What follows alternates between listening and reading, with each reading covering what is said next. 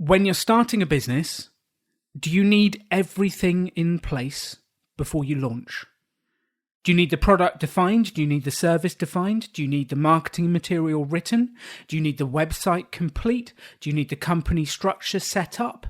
Do you need everything built before you launch and sell? Or is there another way? What would it take to become the hero of your own life? To build the business you've always dreamt of? To make money doing something you love? It's time to take control. Can we get on with making money and having fun now? I'm not doing it if it's not fun. Join the rebellion with Alan Donegan and welcome to Rebel Entrepreneur. Welcome to the Rebel Entrepreneur. This is episode 10, Sell Your Value Before You Create It. The confusing sentence that Katie Coombes didn't like from episode 2, 5 Ways to Build a Business with No Money. But we're going to deep dive into what that means and how much of a business do you need set up before you actually start. And well, let's start there. If you were advising someone, Katie, if you were advising someone, Sean, and they're launching a business, do they need the company structure? Do they need, what percentage of all this stuff you need for a business do they need set up before they launch? I think the answer is quite simple. They don't need any of it. Not one thing that you've said do you actually need. You might have it. You may have done it already. So if you have, that's fine. But you don't need any of those things. You don't need a company structure. You don't even need a name. You don't need a logo. You don't need a website. You don't need them, but you may have them. So if you've got them, don't panic. It's okay. What you actually need is a sale. A business exists the minute, I think, it makes a sale. So you're telling me I don't need a logo to get a sale, but I really want a cute logo. Look, I've spent a long time paying for logos, designing logos, dreaming about logos, wasting money on logos, and they don't get you a sale. We're talking about businesses starting. At that point of startup, you do not need a logo at all. You might really want one, and you might be a great designer and you want to make one yourself, great, but don't pay for one. Don't I need to buy all the domain names? Don't I need the .com, the .co.uk, the .org, the something else, the .fish, the .banana? Otherwise, people will steal it once I've launched. Yeah, get the .banana one. .banana. You don't need any of them. I think they need, we're taught so much, aren't we, about what we need to do, the plan. It goes back to that business plan, that nasty little thing or big thing, the business plan, where you've got to have everything lined up, ready to launch. So I don't think you need all those domain names. That comes. You don't have to do everything at once. You may have dreamt the logo, have a great name, want to get everything nailed down and sorted out. But I find that some of those things we use as excuses to start actually selling. Oh, I can't do it until I've got the logo. I need to get the domain name sorted. There's no way. People won't think I'm professional. People won't take me seriously. And I think it's just these excuses that we create in our minds so we don't actually have to go out and sell. So that's my take. You don't need any of them. You need to go and sell. What do you think, Sean? Are they just excuses, or is there a real need for this stuff? Well, for me, I would liken it to gambling.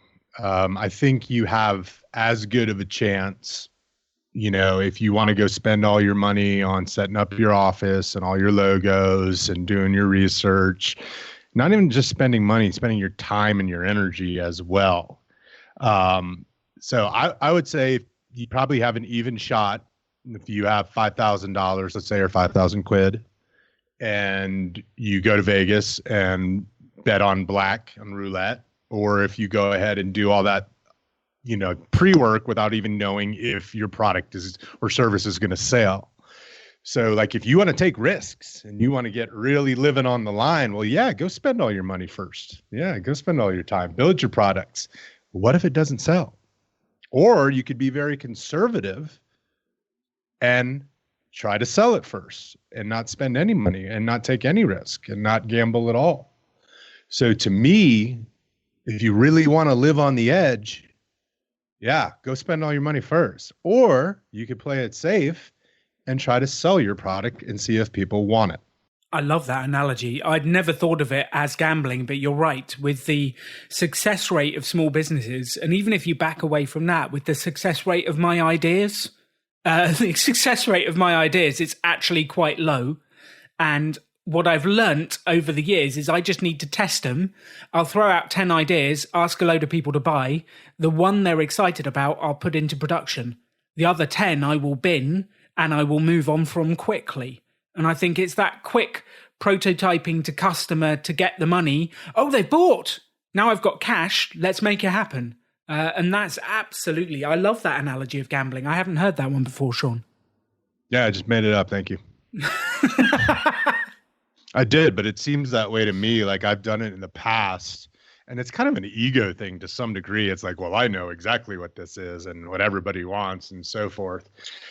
You know, nobody knows that at all. And if you delude yourself that you know all the answers and you know exactly what the market's thinking, you're setting yourself up probably for a pretty big disappointment. Not to mention all the time and energy and going round and round in your head. Before I would start businesses in the past, I would come up with plan A, plan A1, plan A2, plan A2, A1, A2, and so forth and so on. So I was ready for everything that was going to happen because I knew I was going to do it. And by the end of doing that, I got myself so worked up. And if I looked at what I actually started with and where I got to, they were two completely different things. And I had not talked to anyone about it. So all I did was get myself in a frenzy and probably spend money and time and just put myself in a situation where I was no farther ahead, probably more far behind. So I would say the thing that I've learned best from that is take my ego out of it, share my ideas, and ask people, would they buy it? And then if they said no, I said, well, why? Tell me, inform me, let me know. Instead of gambling with my time, my money, my energy, I could just ask a question and get feedback from people if they would be interested in it or not. Not try to come up with the greatest idea ever and move forward with it without understanding if there's a market for it. I think it's interesting where some of this training comes from. And one of the shows that I actually think is the culprit in the UK, it's called Dragon's Den. In America, it's called Shark's Tank. And you go in front of the dragons, which are wealthy business entrepreneurs, or in front of the sharks. It's far more dramatic in America because you're going to get eaten alive. Mind you, might get burnt in England. But you go in front of these people and they will judge whether your idea will be successful or not. And then if they think it will be successful, they'll give you a pile of money to spend to go out and launch it or to grow it from where you are. And I think where it really hit me was there was an episode in England and the business idea being presented by these entrepreneurs. There's a couple of gentlemen who said, we've got this idea. You've got websites that have recipes on them. And it's a really annoying thing that you look up the recipe, then you have to go to your food delivery service and enter in all of those items. And that's annoying, that process, because I've got to buy a little bit of this, a little bit of this, a little bit of this, and all these ingredients. So what if we had a website program that a little button at the end said, add all of these items to my cart at X supermarket? Wouldn't that make everyone's life easier and make the sales process far better? And we think for people who are planning out their meals during the week, it'd be a great idea. And then one of the dragons came on and absolutely jumped on them and said, no one plans their meals. No one plans their meals. What are you talking about? This is an utter waste of money. It's an utter fallacy. It's crap. And Katie and I were at home thinking, we plan our meals. I would love that service. And actually, I know quite a few people who would love that service. I think it's great. And I think this is the bit, is that any one person can't tell what the whole market wants. They can only tell their opinion. And I spend my whole time at Pop-Up, people come up to me and go, what do you think of my business idea, Alan? Will it work? And I say, I have no idea if it'll work or not. What's the only thing I can say with certainty? The only thing I can say with certainty is, will I buy it? I can say Alan will pay money for this, yes or no. Can't say if anyone else will. Can have a guess, but that's all it is. It's a guess. And the interesting bit about the sharks and the dragons is they get a large percentage of those gambles wrong. and those businesses don't succeed. One or two of them will succeed stellar in an incredible way that'll pay it back, but they get such a large percentage wrong. And I think you can't guess what the market is into. It's just impossible. Have you tried to guess what the market's into, and do you still do that, or do you just go and test now? Oh, constantly. I'm imagining what people will think, and I imagine what they want, and it's those little fantasies and stories that I play in my head about what people need, where the gap in the market is. That's another one. I mean, the thing about Dragon's Den is I think it puts more people off starting a business, and it does encourage them. Yet every entrepreneur and business owner I know watches it. We all watch it, and we're all pulled by it. But we've got to remember it's a TV show, and it's there for the drama. It's not about real life.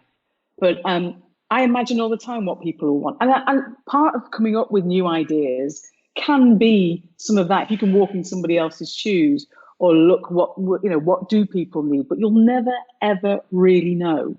Even if you ask them, would you buy this? People will say, well, yeah, maybe I would. In the end, you've got to see, will people part with the cash? Will they make the transfer? Will they open their wallet? And will they give you the money? That is the actual test. Without that, it's just all imagination. It doesn't exist.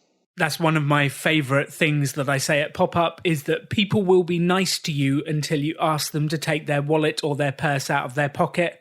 It's only when you ask for the cash that they will give you the real feedback, which is either a yes, no, and an excuse. Exactly. So when you guys face that kind of question, the yes, no, or the excuse, so let's say I would say no and excuse is pretty much the same thing. How do you then deal with that? Is it okay when you get a no or an excuse? What do you ask? Me personally, I see every no as a learning opportunity. If someone rejects my business, my idea, oh, that's interesting. Tell me, what didn't fit? What did you not get? Which element of it? What did you think? And I ask these open questions and dive in, because every single no will teach me something and help me get closer to a yes. But that feedback actually is impossible to get before you've got rejected. Because before you've got rejected, they'll make some stuff up. After you've got rejected, if you take it well and say, cool, I understand you said no, that's excellent. Just please help me to understand why so that I can go for the next customer. You're more likely to get real feedback. So I think actually the only real feedback in terms of that comes afterwards. Just to add to what Alan said, it's the best piece of market research is asking people for money. That's real market research. The thing I think at the point of starting a business, or when you try and sell the first few times, when people say no, it can be a little bit shocking. It's a rejection. You know, when I say we, I only mean I want people to say, yes, what a great idea. And yes, I'll have one. And aren't you brilliant? And this is a brilliant idea. And yes, please, we'll have 4. And that doesn't always happen. And people don't want a book or not interested in what you've got to say. But when you first start out and you may be unsure about what you're doing, getting used to that can be difficult. And if I'm honest, even now at this point, when people reject ideas, people don't want to book me, people don't want to give me money, it feels a little bit upsetting. You know, it's ego, it's confidence, and it's getting used to dealing with that in your own way, I suppose. There are ways and techniques to deal with it, but getting a rejection and getting a no can be tough, especially at the beginning. I don't think it ever becomes any particularly easier. It doesn't matter what age you are, what zone you are. And I've reached financial independence and built an incredible company. It still hurts when someone says, no, your ideas are crap, Alan. I don't think that ever goes away. And that's okay. But actually, I think that's what you've got to overcome to be an entrepreneur. Go on, Sean is laughing away at that. Some of your ideas, just some of them are not crap. Yeah, but that's what it is 1 out of 50, 1 out of, I don't know, 25. I think you're being a little yeah, whatever, 1 out of 100. Yeah. There's a gem somewhere within there, but I have to go and test a bunch of ideas And my way of doing it is to go and try and sell it. So I go and speak to a load of customers, send a load of emails, see what they say. If someone says yes, I'm like, ooh, I've got an idea that actually might be worth it. And then we decide whether we want to press in. And this is absolutely the fundamental of sell your value before you create it. And I just want to highlight before you create it, because that's the opposite of what nearly every entrepreneur does, and is what we were talking about at the start. They feel like they have to create everything before they sell. It's actually the opposite. It's a far better approach. And when I was coming up with new ideas, I wouldn't create a company name, I wouldn't buy a domain, I wouldn't create a website, I wouldn't create any of the things that I did. I'd just have an idea and see if I could go and sell it. And one random idea I came up with was, I wonder if I can take what we do at Pop-Up and run it as an intrapreneurial course. So being an entrepreneur within a company. So I just went to some companies I knew and said, what do you think of this idea? Here's a title and a paragraph, and here's what we'll do. What do you think? One of them got excited and they bought. And then I had to write the course. But I never, ever would have written a course if I hadn't actually sold it first. I wouldn't have wasted my time. And actually, most of my ideas, they never get to the stage of creation because no one wants to buy them. The sentence, sell your value before you create it. Sean, what does that actually mean to you? Well, I'd like to ask Katie to repeat her definition of that, because I like it better. Katie, how would you said it when we spoke last time in the other, what episode? I can't remember what the episode was. Episode 2, 5 Ways to Build a Business with no money. So Katie, how did you define that? And then I'll speak on it. Well, after I got over the idea that I don't know what it meant, sell your value before you create it, not because, I just have, look, to be honest, I can't say or spell entrepreneur, so I don't know if I should even be on here. So sell your value before you create it, to me, is get the money up front. Get the cash in before you spend. And if you put that idea against everything you do, then that's how business can start without going into debt. It is the most fundamental. And once you've got that idea, you can carry that through everything you do, including getting payment up front, even as you get going. One of the things that I used to do when even our business was big, using this same idea, is that I used to phone some of my clients who I knew, who'd booked with us before, I had a good relationship with, but they were getting phoned and they were getting contacted by all sorts of different companies trying to sell them events.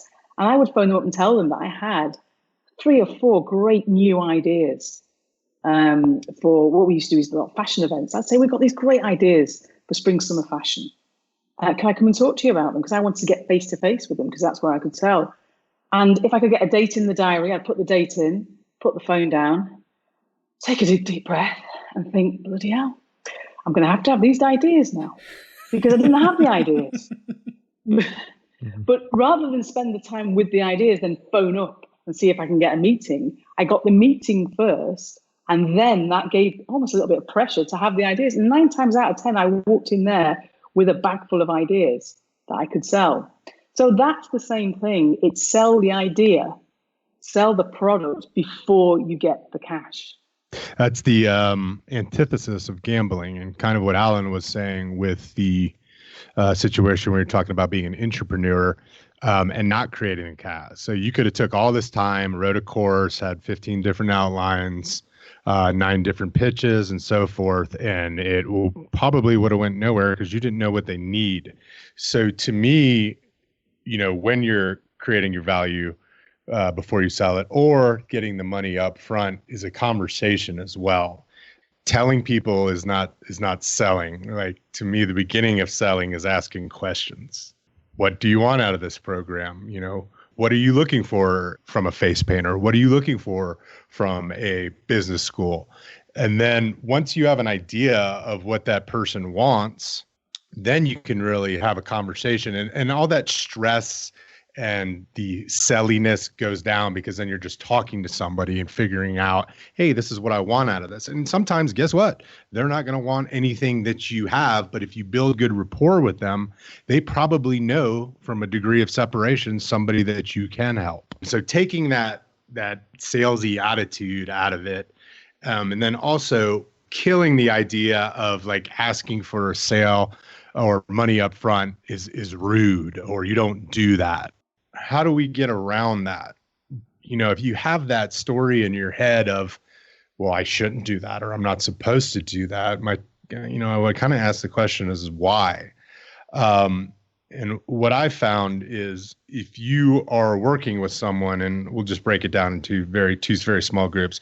If you have a product or service that is a small price point, now that's going to be different for different people, but not something where it's a big thought of, hey, I got to buy something. Let's say your product is, 10 pounds or $15.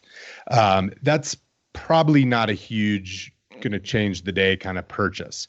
And if you ask for somebody to pay that up front and they won't do it, well, I'm going to say they never were going to be a customer at all.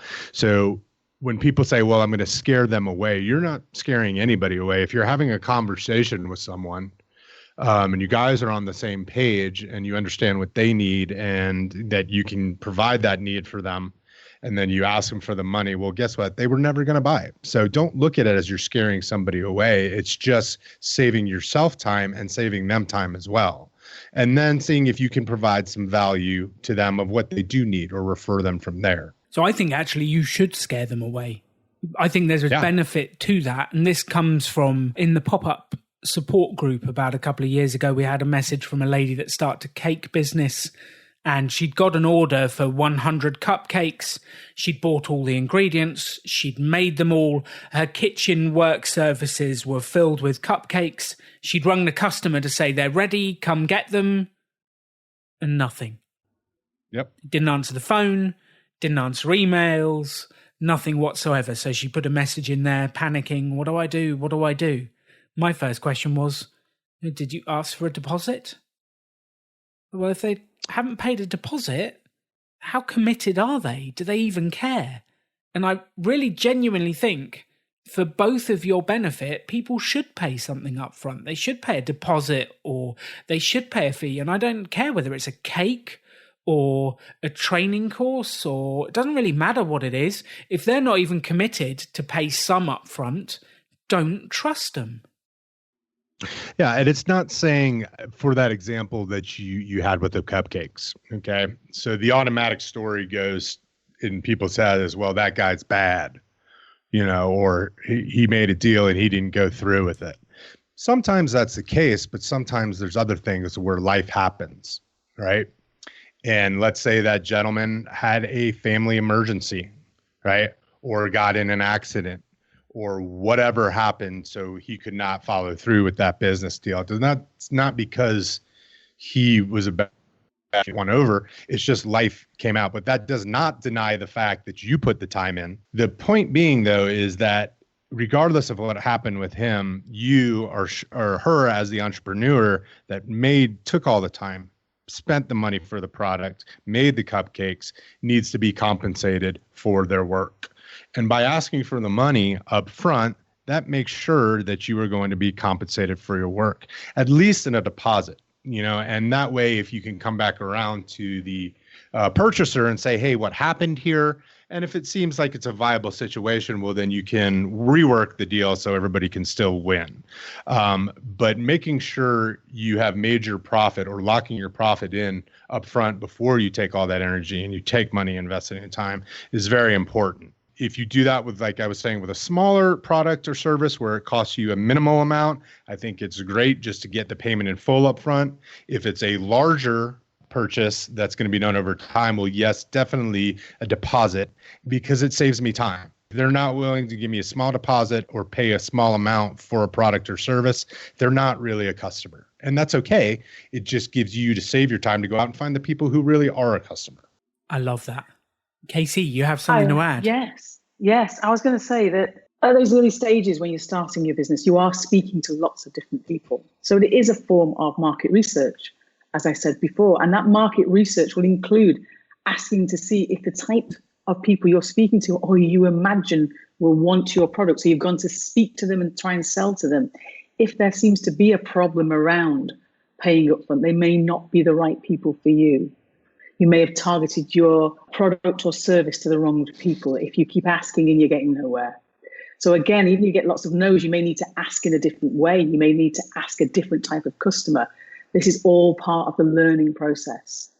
And I think that the other thing about it is trust as well.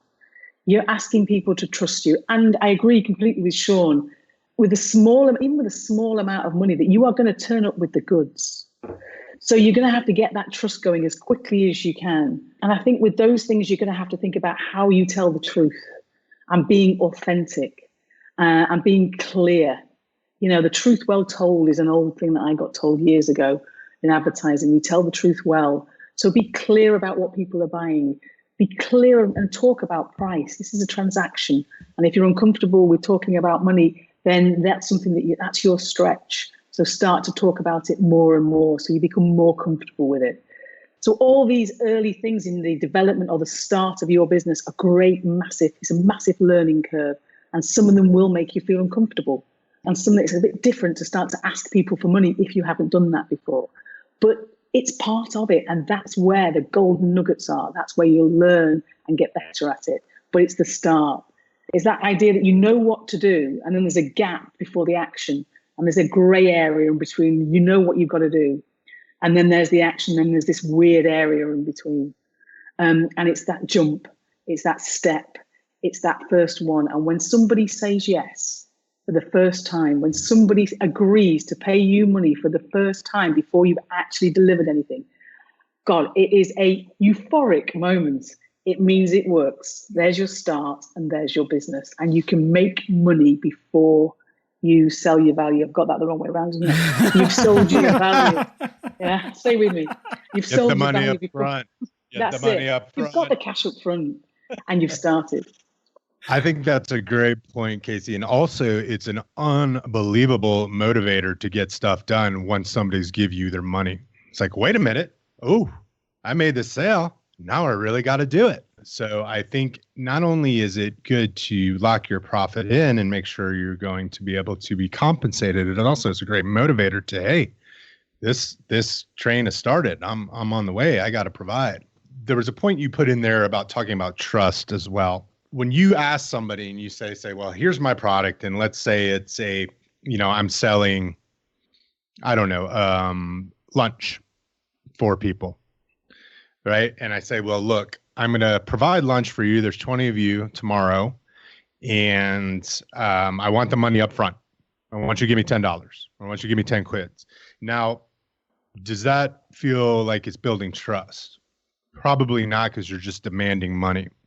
So to me, give a because or a reason that you're asking for the money up front. People will understand that. Say, well, look, I'm going to make this chicken dish, and I'm going to make rice, and I'm going to make a veggie.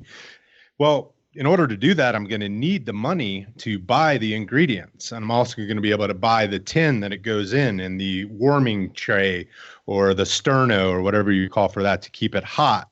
I'm also going to have to hire a couple people to help me prep all the food. So if you give a person a because, they're going to understand that. Like, people get, well, it does take money to buy that food. It does take money to get people to help. So giving some sort of because, or giving them the opportunity to ask questions about why, will build that trust. And people will understand, it takes these things to actually provide the product for you, instead of just saying, I want that $10 now. So I think explaining and giving different points of view of why you need that money up front and how it is going to provide that product or product or service for the customer really builds that trust there. And it opens up a conversation where you can probably, calm down some of those worries of, is this person not going to show up again? Or why are they need the money? And then once they understand that, well, then you've built a new level of trust, and moving forward, it becomes a lot easier. Alan, I know you did something like this as far as with the first pop-up business school, of giving the reason of why you needed that money well before the class was actually written or put on. Do you remember your because on why you needed to get that money 6 months in advance? I believe it was. Well, I just asked for the money up front. I didn't frame it. I wanted 6 months in advance. I just said, can we have the money up front, please? Because we need to secure the dates. I need to lock the venue, and I need to make sure everything is in place to get this ready. That would really help me, please. Yeah, the because makes sense to me. Like, wait a minute, I have to put that time down. So if I'm the client, well, I want to make sure that my event is going to come off on the days I want it. If you would just say to me, oh, well, I just want the money up front, and that's how it is, I would be like, well, I don't get it, man. I was like, well, if I can't lock that in with you, well, then I got to go find another client that can take those dates. So to me, just that little, hey, I have to lock dates in. Hey, I have to find a venue. Hey, I have to get other help to get chairs in there, the projection system, whatever all those things are, it really helps give people a visual picture of how they can say, yeah, that makes sense, why I need that money. And it's not a nefarious thing. It's the real process of that you're going to have to go through, process for the English folk, you're going to go through. So I love that because almost always builds trust and opens up a conversation, and it gives them the ability to announce their fears or verbalize their fears of why they wouldn't want to do it. And then you have, oh, I understand what you're saying. Well, here's why. Because if it's I need your money now, period, full stop, then it's kind of not a discussion. You're like kind of ordering them. But if you put out there, here's reasons, then they can say, okay, that makes sense. Or tell me more of why this is necessary. That's building trust. Casey, that was something from our last episode where you were talking about with the face painters. You made the ask up front of that. Do you have any example of why you needed to be paid in advance on that? Or I think it was within a certain amount of time. And how did you give the because for that? What did you do information-wise to make that client feel comfortable with you knowing that you were going to follow through with the agreement you made? That's a great question, Sean. And I'm going to have to tell you the truth that we didn't give a because. We didn't give a because on that particular occasion, though I do agree with you. And I wanted to make a point when you were just talking then, is that I think when you start, because we're talking very much at the start of a business here, sometimes I feel with the people that I meet at Pop-Up who come to the Pop-Up Business School kind of don't want people to know that they're starting almost. They want to give the impression that they're already an existing business. And that sometimes people say we when it's just one of them. And want to give this facade, almost, it's like pretending that they're something they're not. And I always say to people, be who you are, be where you are. It's okay to be honest and be truthful, because exactly as you said, if you give a because and give a real reason, it's not like demanding money.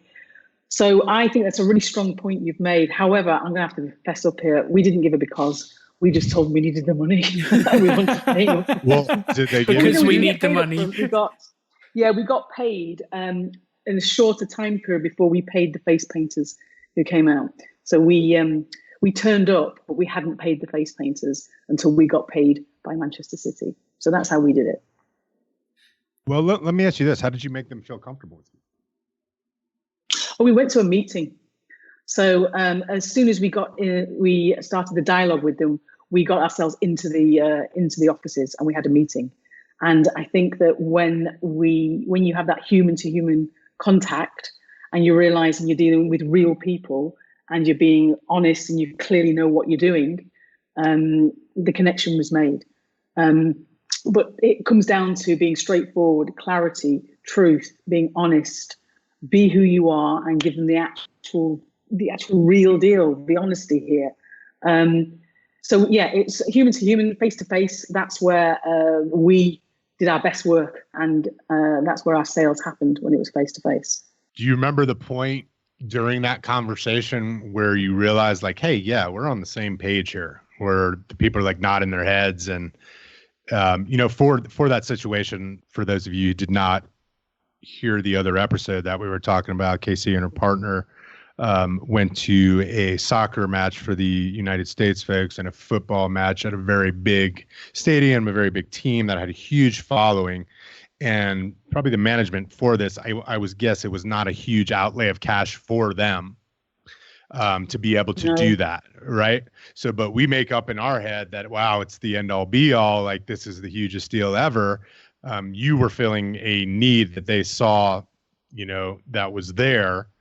Where was that point where the crossover between them saying like, yes, we're on the same page here, please do it? Because it didn't seem like you needed a because with them. As soon as you gave them the idea, they're like, yeah, we're in. Yes, the email that we sent, which said, do you need some face painters at your next home match, arrived just at the point where they were having the meeting virtually, a discussion in the office saying we need to do something. We need to do some more activity. It was, it was early days. It was 15 years ago before sport got much more experiential the way it is now. So we just got them at that point. So we were incredibly, incredibly lucky. The fact that we had the right message at the right time to the right person is just golden. And for the rest of our career, for 15 years, that's what we were looking for every time that we talk to people. You have your message when there's a need at the right time. So the conversations with them was, we were very straight with them. We were clear. We didn't even have a company name, so we were very clear about who we were and what we could do. But what was and I think the difference for us was that Lindsay, a face painter, but we'd kind of come from a marketing background. So we were able to speak and talk to them in the language that they understood and we understood too. So we knew we were doing more than face painting. We were building value. We were getting people to arrive early at the ground, to spend more money, and to become, more connected with the football club. So we were able to talk their language. It wasn't just face painting. So that's kind of how our relationship developed with Man City. Did you make the ask over email, or was that in your meeting in person for the actual sale itself? I think it first went over an email, and then they came in and we had a chat with them. And the money was massive to us. It was massive amount of money. For what we thought was very little. Yet to them, it was peanuts. Absolute peanuts. It was a very small part of their match day budget. Did you agree in the room there, or was it over email? Yes, we'll do this price, or was it, hey, here's the price. Would you like to do it? How did that ask go? Was it a comfortable one? Was it something where they were on board? I'm just trying to feel out, We put it in the email. It was inflated price that we just made up on the spot and just had a go. We thought, well, if we go high, then they'll maybe chip us down. And we went high and they stayed with it. And they didn't chip us down. So we just put it into the email. We arranged a meeting and we went to see them, and that was it. It was a very simple start, a very simple start. We still didn't, that was a face painting business potentially, but we didn't actually start a face painting business from that first interaction. It was just our first sale, and it was our first learning experience of what could happen when you asked and when you turned up. I think that's a great rendition right there of, you thought it was we're going to go huge on the price, and it's because they're going to try to beat us down a bit. So to them, I bet maybe the other idea is like, this is all they want, and where you didn't get any argument on price at all. So that's a really good lesson of showing like, hey, ask for the value you believe that you are, because you don't know where the other person's coming from. To them, here's a need, and it was like, oh yeah, that's nothing to us. Probably was the process. We're getting them for a deal. So creating that story up in your head that the price is too high because I'm new or whatever that may be is a bad idea. Alan, I think you had a point on that as well, or looking in. So I think what I'd love to do is to work to try and sell your value before you create it as a concept and turn it into a process for people. Because I love a step-by-step. Here's what you do, here's what you do, here's what you do. If you were going to, let's do a service, let's do a product and maybe an online business, and let's come up with a few ideas.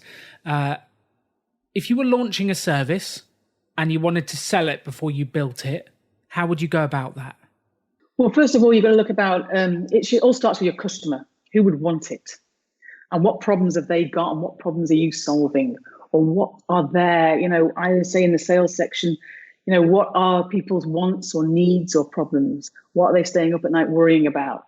And if you can look at the benefits of your service, how it solves those problems. So first of all, you've got to understand who your customers are and get out there and find out what their problems are. You can almost design your product around what people need. So if you are a coach or you're a trainer, find the problems, because the benefits of what you do or your skills can turn into benefits for them. That is exactly how I would approach it. Find someone I think that would need what I do, go chat to them, ask them what their biggest problems are. And then one of the sayings that Simon and I repeat to each other at the pop-up is people support what they co-create. So if you go and have that meeting and you co-create the service or the solution with them, they're far more likely to buy it. If you go in with a finished decision, they will go yes or no. And the answer more often than not is no. But people are more likely to support what they co-create. So I think for the service businesses out there, it's find someone you think has the problem you can fix, go and ask them about it, come up with some ideas, and see if they'll buy it. And I think it's a fairly simple process. Sean, what do you think about that? Is that the process you'd go through? Yes, and sometimes you get some gifts and some prizes by going through that. And it kind of goes back to what we were talking about earlier. You can spend all this time planning, buying, getting everything together, using energy and money, or you can just start asking people what they want, kind of what KC was saying. So I had a business that was a personal and group physical training. Specifically, it was called CrossFit. And I had been doing the group training for a while and then decided I was going to start working one-on-one with people. Now, the client that I had in my head that I thought I was going to be working with turned out to be a completely different person. So I was initially going after a more serious athlete. I was thinking they were going to be around the ages of 30 to 40 years old, white-collar professional that really wanted to take it up a notch. What I found was, as I was marketing to those people, I didn't really enjoy having the conversations with them. They had opinions on how this is how you do it right. And I wasn't looking for a discussion. I was looking for, hey, here's the problems I have. How will we go about solving that? So what came to me is the people who wanted to talk to me more were new folks who had never been into a gym before. And they were like a clean slate. All right. So they didn't have all these presupposed opinions and this diet and this workout and so forth. So I ended up actually working with my one-on-one clients were usually older clients that were afraid of a gym. And they would come in and tell me what they want. And then from my own knowledge, I could say, here's some steps to get there. So where I was going to be thinking that I was working with that 30 to 40-year-old, it actually became usually 55 to around 70 was my oldest client on that. And boy, was it a lot more enjoyable because we came in, I was told what the issue is. They didn't have any preconceived notions of this is how you're supposed to do it. And so then I can say, hey, here's the end point you want. Here's the path to the end point. Do you want to do that? And yeah, I can do that. So it became a clientele that I had no idea was going to be my clientele because I started asking the people that I thought were going to be. And then when I got the feedback, I was like, no, I don't want to work with these people. They're trying to tell me how it is and fight with me about this. And by still looking and talking to other folks, it kind of put me towards the client that I actually wanted to work with, but I didn't know who that was when I began. So if I would have spent all this time marketing with money, spending time on marketing to that 30 to 40-year-old market and selling to them without, putting all time and energy into that, that would have been a huge waste for me. But by naturally just asking questions to different folks who came in, I found a market that wanted to work with me and I knew I could provide great value to. So by testing that out and creating value for these clients and saying, this is the way you want to do it. Would you like to do it? And then asking for the sale. And I would do it in a way where it was like, look, I can, give you one training session here. But in the big picture, I don't want you to spend your money on one training session.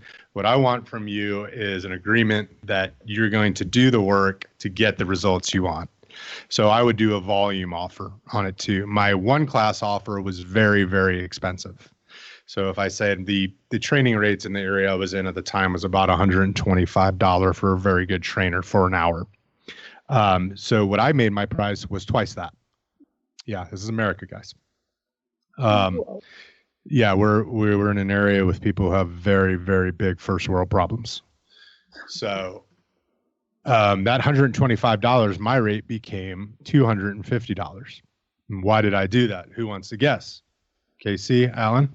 So that they would buy a bigger package. They wouldn't bother with the 1 hour because that's not actually what you wanted to sell them. Yes, and it was also not good for them. All right. So what I found was people who were buying the lower rate one-offs never hung around and never got the goals they wanted. So it was my job to serve the client as well. And I knew I could not serve them in one session. Could I give them a couple tips? Yeah. Could we have a conversation?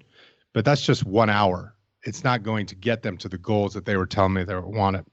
So I said, look, if you want to pay that $250, go right ahead, but I don't want you to pay it because you're not going to get what you want out of it. But I will give you that $125 rate if you're willing to work with me 3 times a week for the next 3 months. Because then I know I can guarantee your success on this because we had the discussion of what you want. And we know we can get it with over time.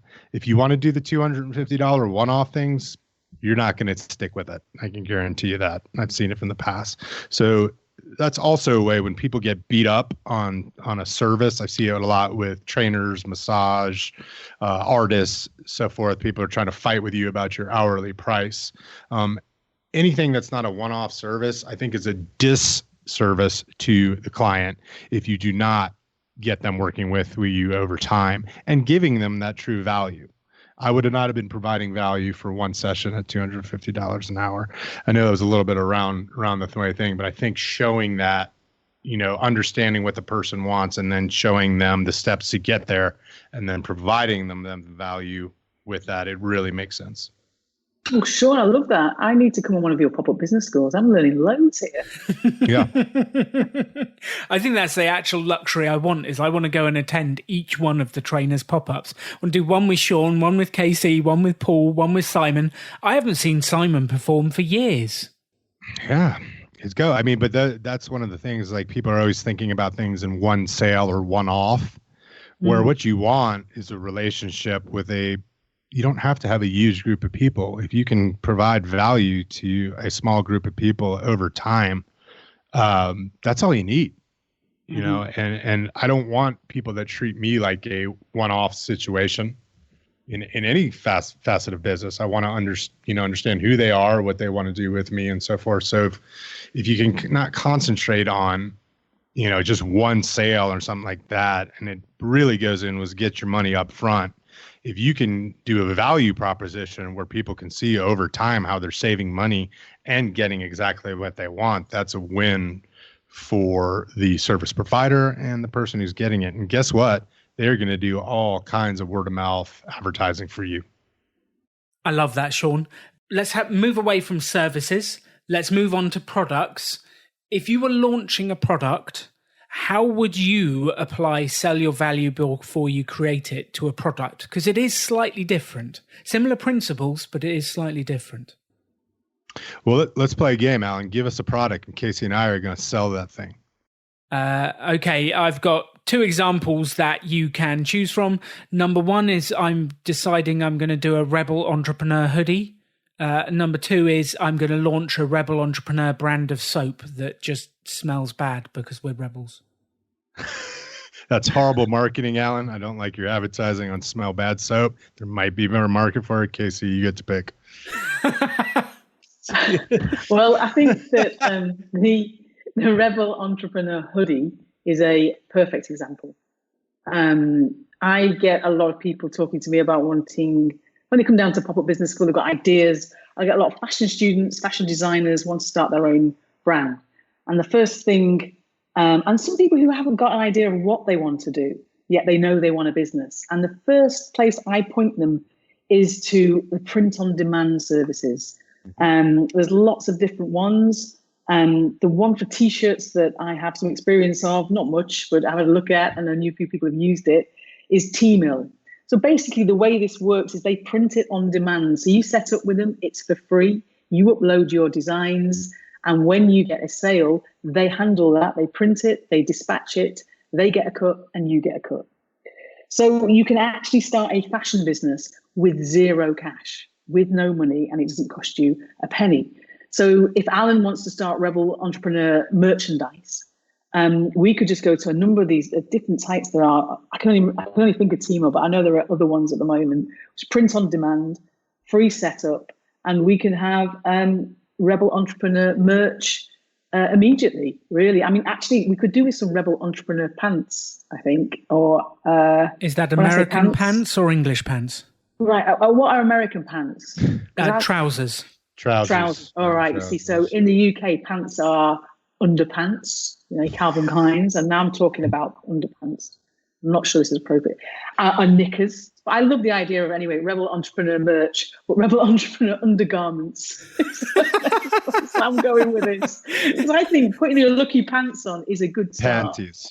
I thought you were going for wearing them on the outside for a minute, like a rebel. Yeah. maybe superhero-like. So yeah, there's loads of things that you can do that. And also there's the Kickstarter websites as well, where you can put your products out there and that people basically pay up front before you've made it. So it's a framework, an existing framework. They are trusted. We talked about trust, but there's Indiegogo, there is Kickstarter, there's lots of them. And you can put your products up there and people can buy it in advance of you making it. Again, that would be a great way to start the Rebel Entrepreneur merch. I love the idea of Kickstarter, and actually Kickstarter and Indiegogo, incredible platforms.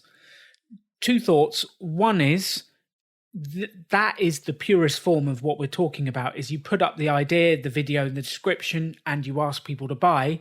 If they buy and you hit your target, then you produce the product and ship it to them. This is exactly the purest form of what we're talking about.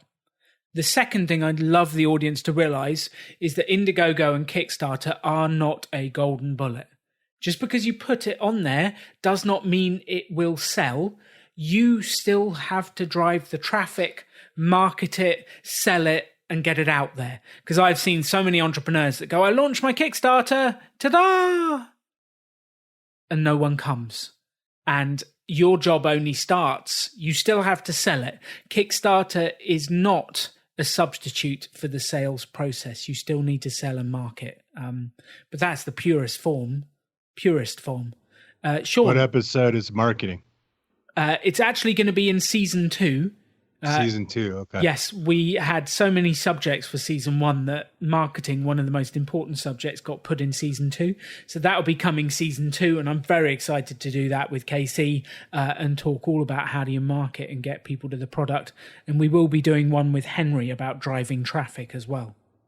Very good. Okay. I would say it's the same thing as Casey was saying, but I think as she was putting out earlier, I think there's a misnomer here with like somebody like speaking in the ways of, hey, well, we have this. When if it's just you and you're a solopreneur and you're doing this for the first time, I think that transparency really works. So saying if you're doing that hoodie, right? And you can let people in on what you're doing. Say, look, I'm going to put a design up here, or I'm going to put 1 or 2 designs of what this sweatshirt could look like. Can you vote for the one that you would buy?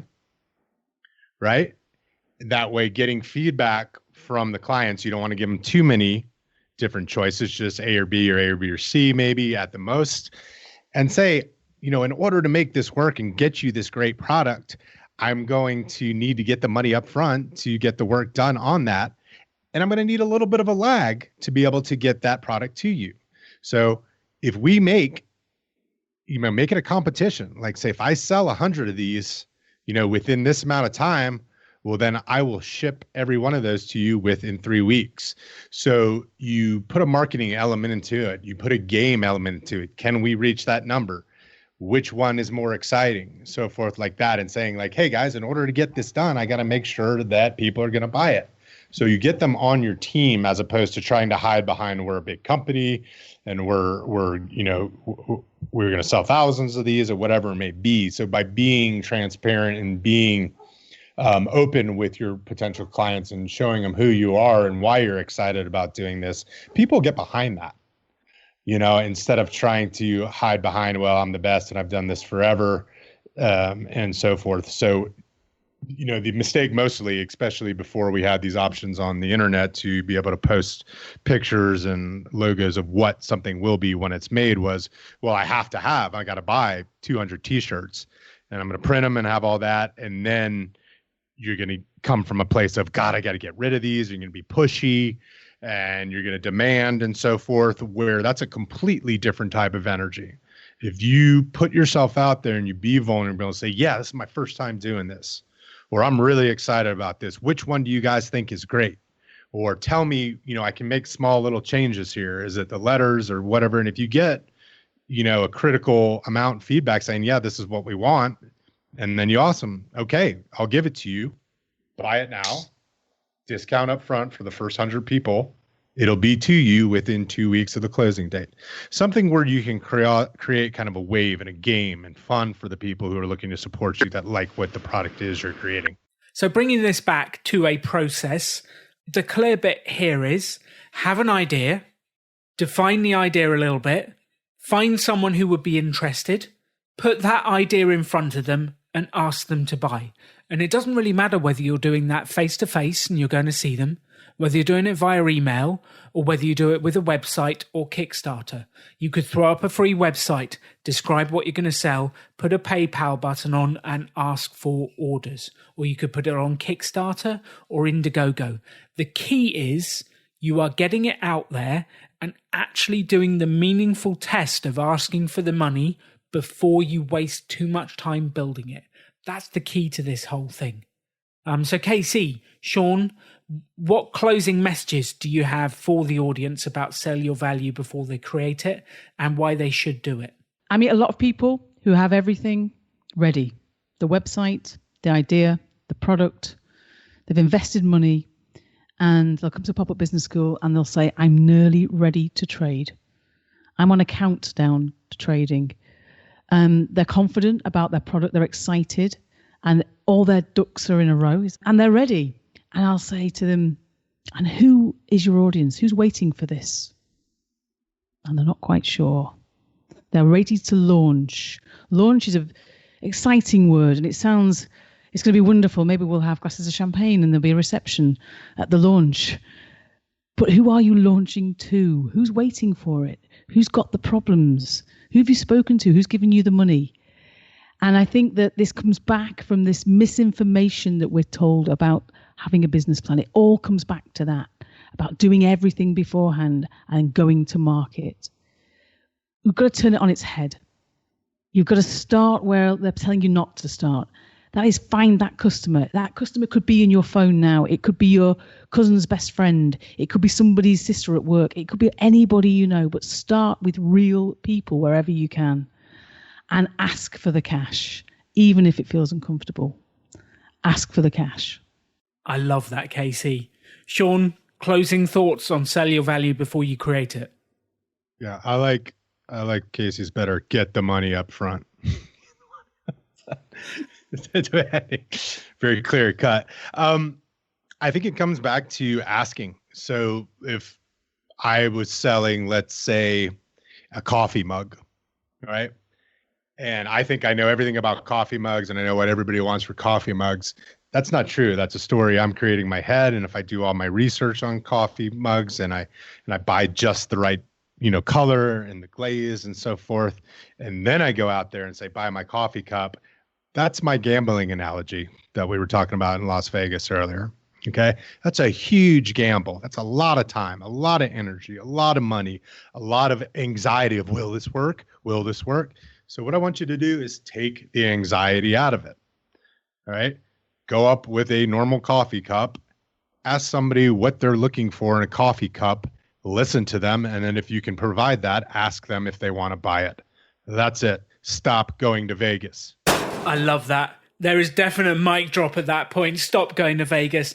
And I think you're right. Let's take the gambling out of entrepreneurship, because whenever I speak to people, they think that entrepreneurship is risky. Like entrepreneurs, they're risk takers and they go out there and they blaze the trails and they blow all the money and they'll risk millions. But that's not my experience of entrepreneurship. And actually, I don't particularly like risk. And I have found ways to avoid taking risk, and sell your value before you create it is my number one way of avoiding business being gambling, because I'm not gambling. If it doesn't sell, I've not lost anything. If it does sell, I've got a business, I've launched, I'm helping people, and I'm making money. So Sean is absolutely right. Let's take the gambling out of entrepreneurship and sell your value before you create it. Sean, Casey, I've loved having you on this episode and the energy and effort you put in. Thank you so much. One more part. We got to congratulate KC. Tomorrow is the 3-year anniversary of her and Lindsay, her partner, selling her business that she started by selling up front, getting the money up front. And 15 years later, she sold that business and is now able to give her value and knowledge that she's learned on the Rebel Entrepreneur. Congratulations, Casey. Yay. Thanks very much, Sean. That's very kind. Thank you. Thank you I think much. it's awesome. Thank you. Very, Thank you. Yeah. It's a big day. It is a big day. It is a big day. Yeah. So the next episode is episode 11, which is all about ideas and creativity. And Simon and I are talking about the tools and techniques and processes for creativity to come up with ideas. So if you don't yet have a business idea that you can apply, sell your value before you create it to, episode 11 is the one for you. Thank you for tuning in to the Rebel Entrepreneur. Get out there and sell something. You've been listening to Rebel Entrepreneur with Alan Donegan. Be sure to subscribe on iTunes to get new, fresh episodes as soon as they've launched. To stay up to date with the Rebellion, visit choosefi.com/rebel. Thanks for joining the Rebellion.